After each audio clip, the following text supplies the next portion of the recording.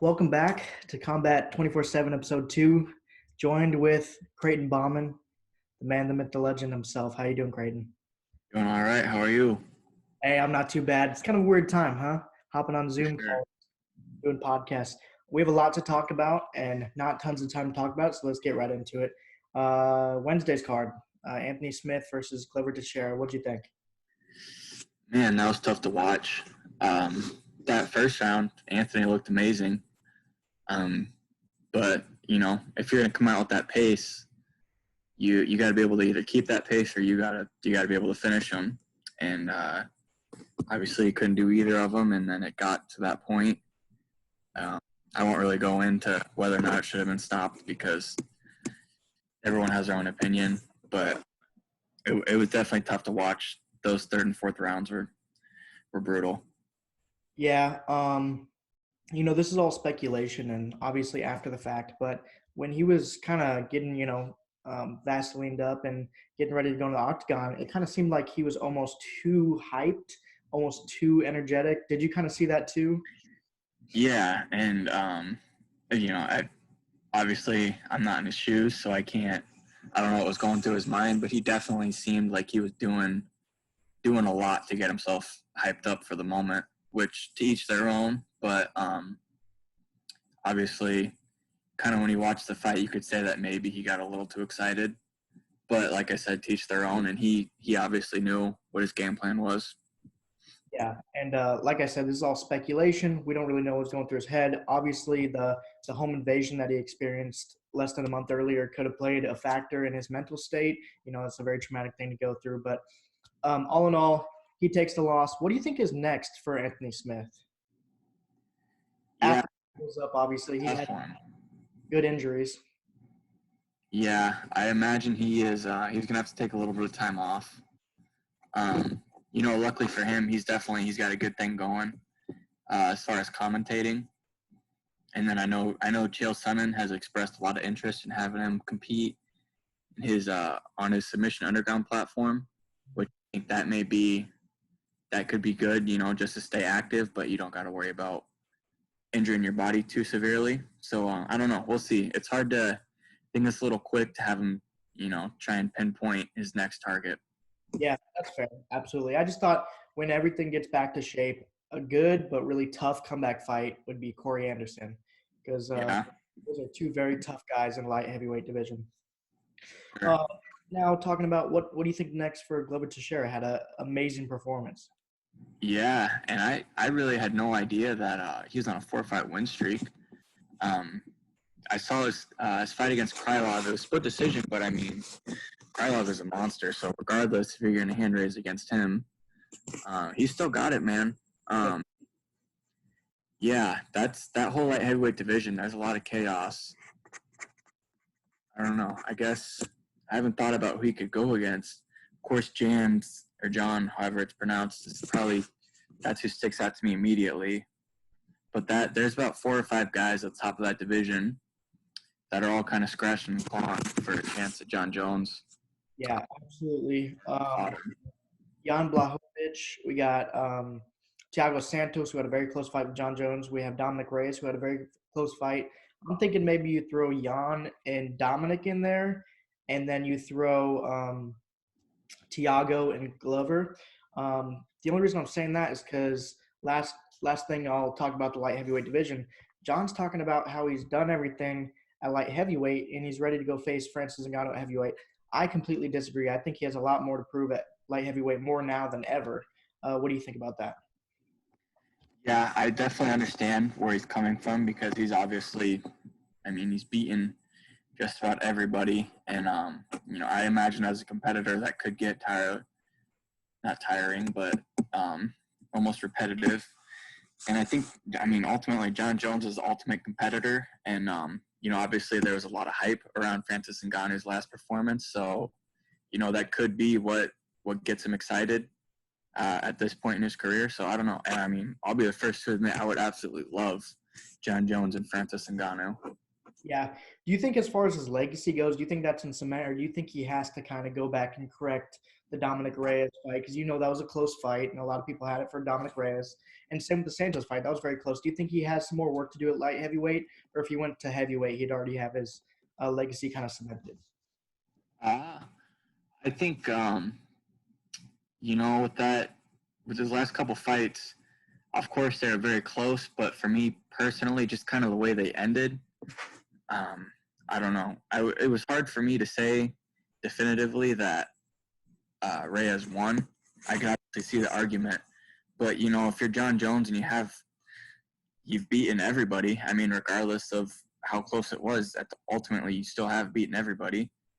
Um, for him, there's a lot of talent in the heavyweight division, and if he chooses to go to the heavyweight division, then I feel it's justified.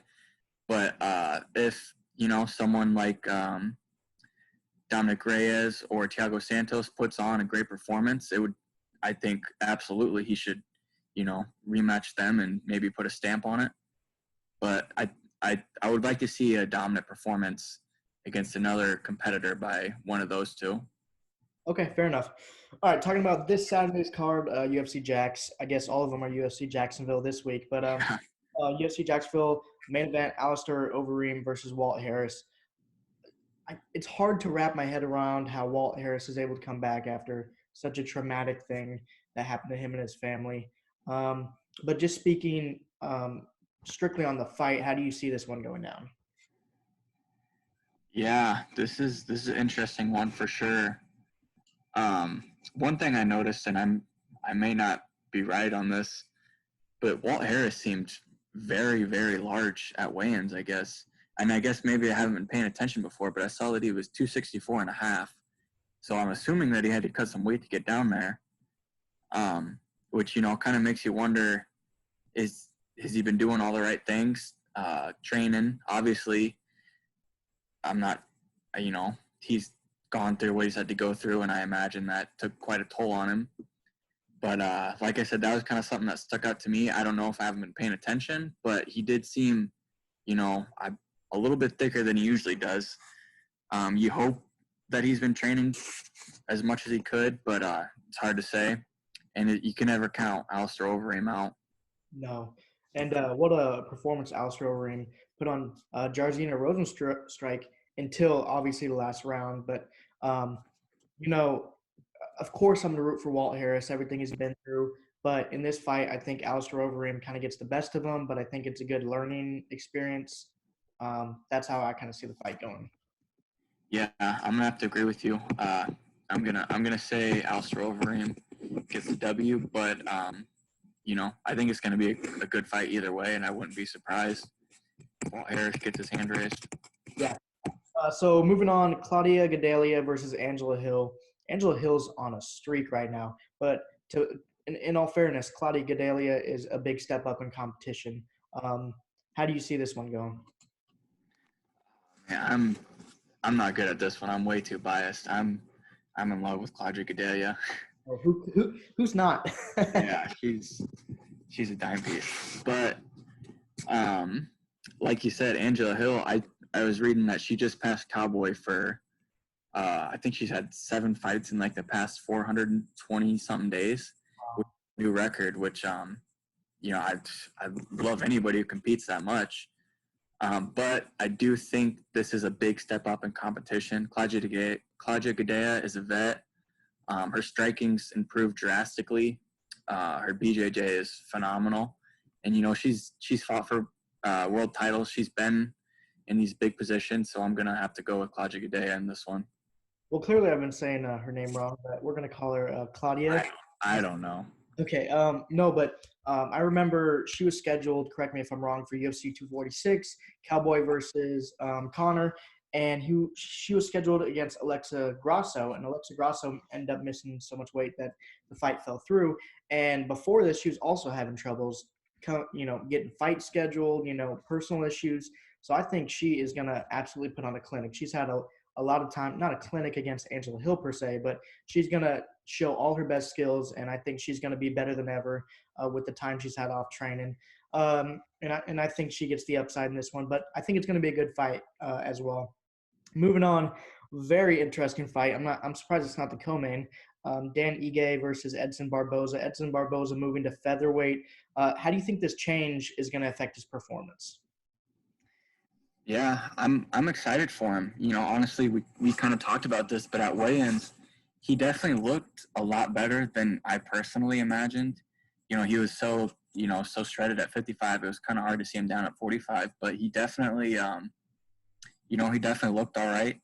And I really do think that 45 is going to be a much better fit for him. Just kind of looking at, a lot of those guys at 55, the top level guys are going to be tough grapplers. And we saw, him against Kevin Lee and Habib and, Tony, those guys, when they get it down on the canvas, he struggled there. And I think at 45, he's going to have a much better chance going up against, a lot more strikers. And I'm excited for him. I think he walks away with the dub tomorrow night. I do too. But Danny Gay, very impressive fighter, had a close one with Mirsad Bektik. But I think Edson Barboza is going to be just a little better all the way around at this lighter weight class. It's hard to say this, but I think he'll be a little quicker too. And he's such a good Muay Thai fighter. It's ridiculous. His kicks scare me through the TV.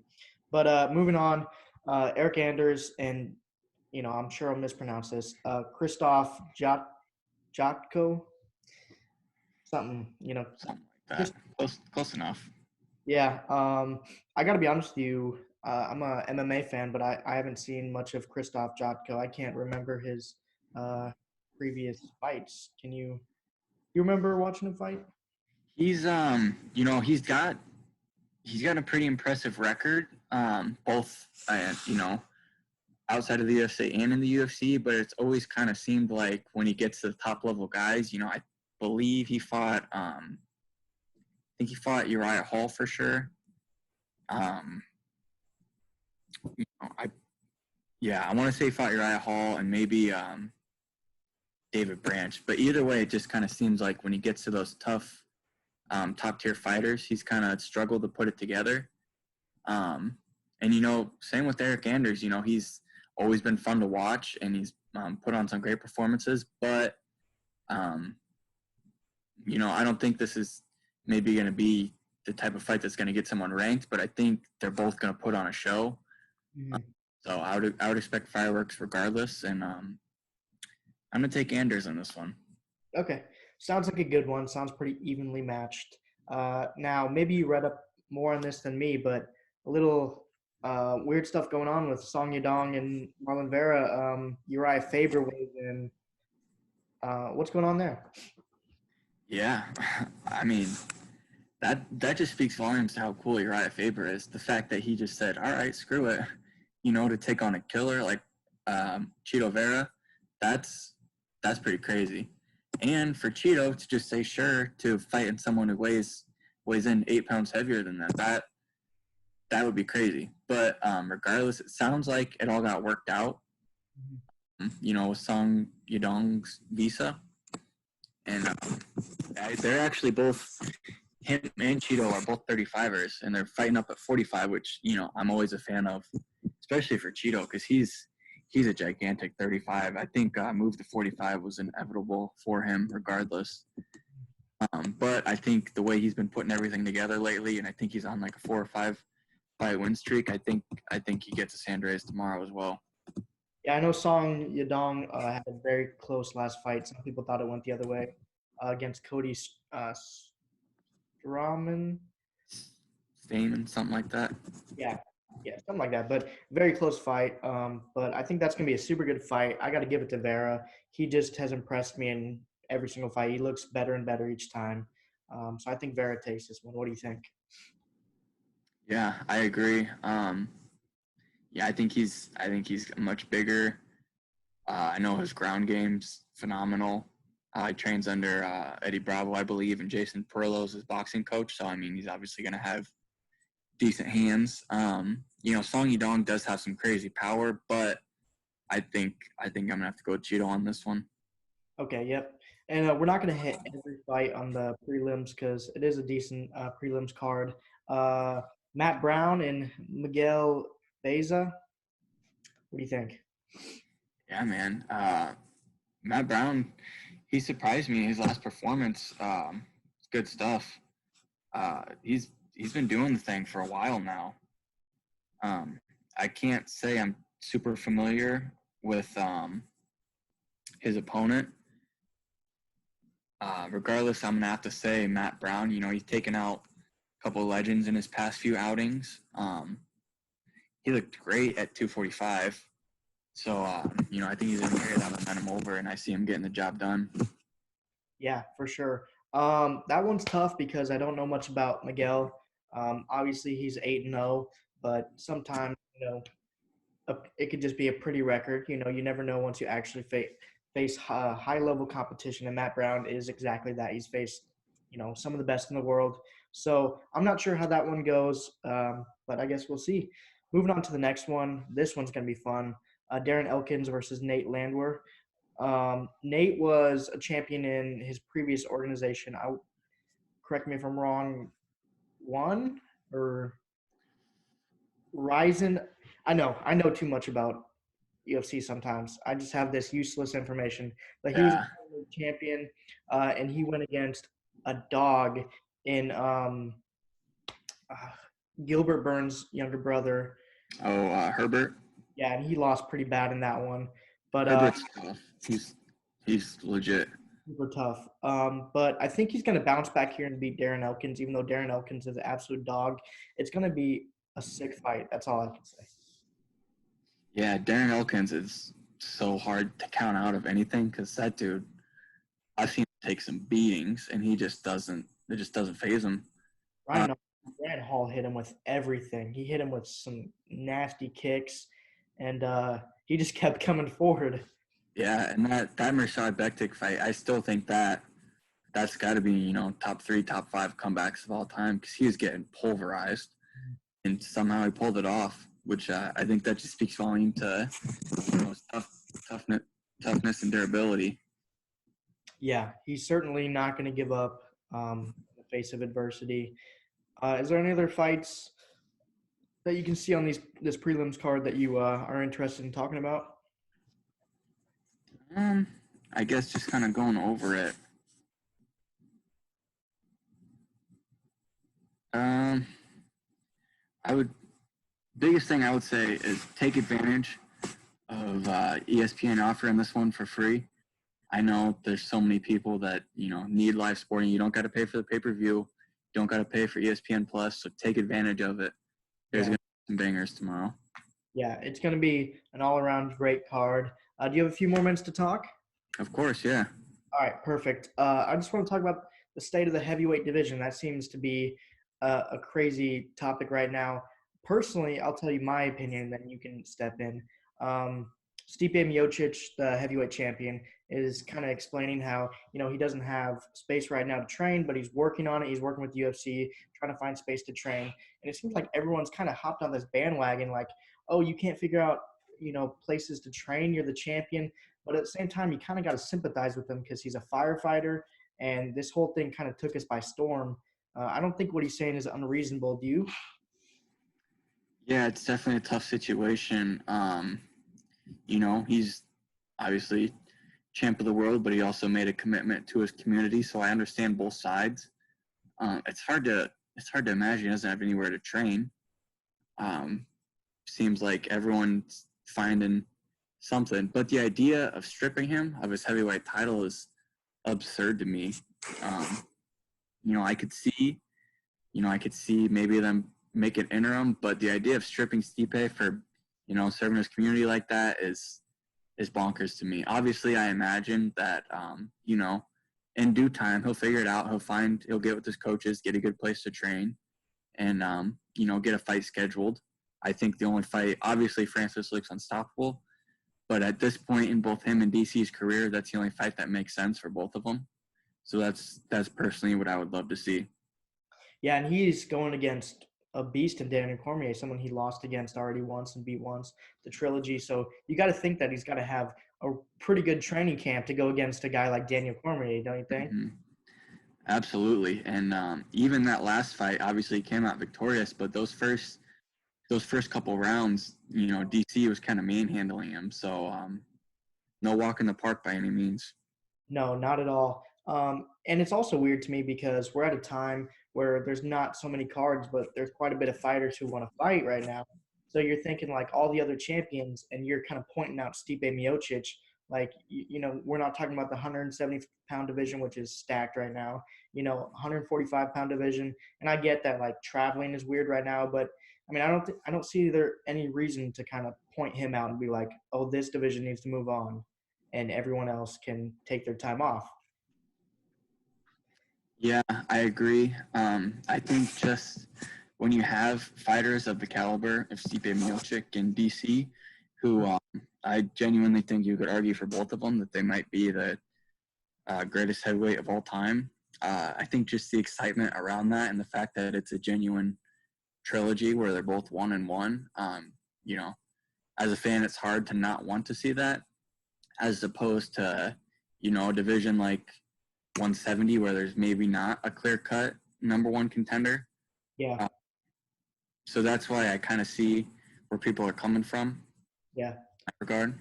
Yeah, no, I understand that. And then, Daniel Cormier was talking about how he might want to match up with Francis Ngannou if it was for the legitimate title, which I don't see that happening. I think Stipe Miocic will come to terms and they'll figure out a date. But how do you think Daniel Cormier at, I believe, almost 42 and Francis Ngannou match up? Yeah, obviously, I think you could argue, Francis might be the hardest hitter on the planet right now. But I just think DC's been a vet in the game so long. He's fought so many different challenges. He's got such a great team at AKA. It's hard to imagine he could get caught. But obviously he could, and it just takes the slightest punch from Francis to go lights out. But I think with his caliber of wrestling, I think you can get him to the ground and tire him out to the point where you can either finish him or just make it hell those last 3 rounds for sure. So I would give the edge to DC in that one, but as scary as Francis is, you could never count him out against anybody. And that's a scary fight. And we've seen so much improvement from him from the Stipe fight and the Derek Lewis fight that it's almost like if his conditioning is better and if he can get back up, or even if he can make it to the next round and still have that power, it's such a scary fight for Daniel Cormier. I don't recommend him taking that fight, but I'm also not Daniel Cormier. Yeah. That's about it. I appreciate you having you on. Is there anything you want to talk about before you head out? No, I think we covered all the basics for tomorrow. Like I said, it's on ESPN, so everyone needs to check it out for sure. Great. As always, a pleasure to have you on Combat 24/7 episode 2. And you guys take care. God bless. God bless. Thank you.